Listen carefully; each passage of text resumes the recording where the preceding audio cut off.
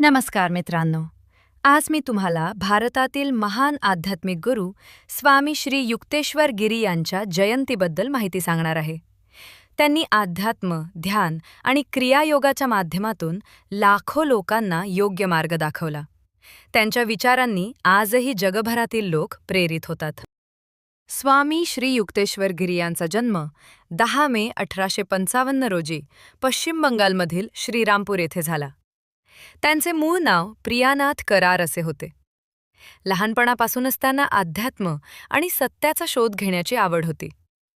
पुढे ते महान योगी आणि आध्यात्मिक गुरु म्हणून जगभर प्रसिद्ध झाले. स्वामी युक्तेश्वर हे महान योगी लाहिरी महाशय यांचे शिष्य होते. त्यांनी आपल्या गुरूंकडून क्रियायोगाचे ज्ञान घेतले आणि ते पुढे जगभर पोचवले. त्यांचे सर्वात प्रसिद्ध शिष्य म्हणजे परमहंस योगानंद. योगानंदांनी ऑटोबायोग्राफी ऑफ अ योगी या पुस्तकाद्वारे आपल्या गुरूंची महानता संपूर्ण जगाला सांगितली. स्वामी युक्तेश्वर यांनी लोकांना ध्यान, आत्मज्ञान आणि साधेपणाचे महत्त्व समजावून सांगितले.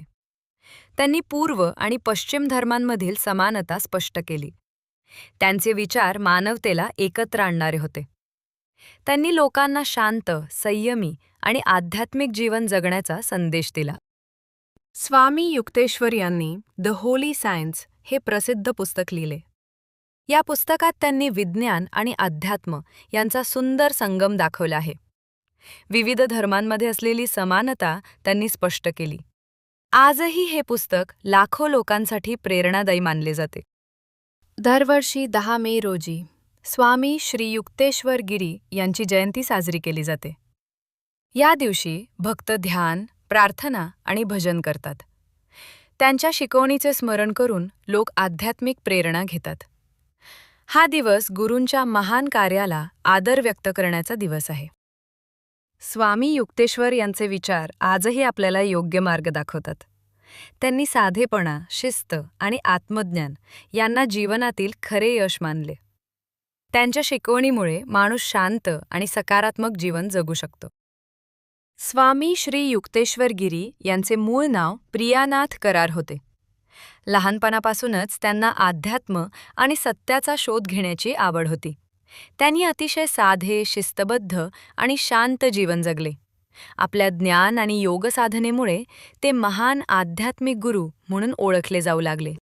स्वामी युक्तेश्वर यांनी लोकांना साधेपणा, शिस्त आणि आत्मज्ञानाचा मार्ग दाखवला.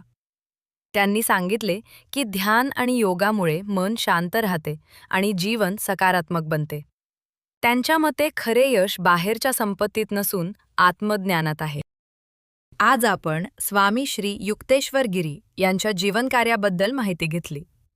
त्यांनी दिलेले अध्यात्म, ध्यान आणि मानवतेचे संदेश आजही प्रेरणादायी आहेत. चला, त्यांच्या विचारांपासून प्रेरणा घेऊन चांगले जीवन जगण्याचा प्रयत्न करूया. धन्यवाद.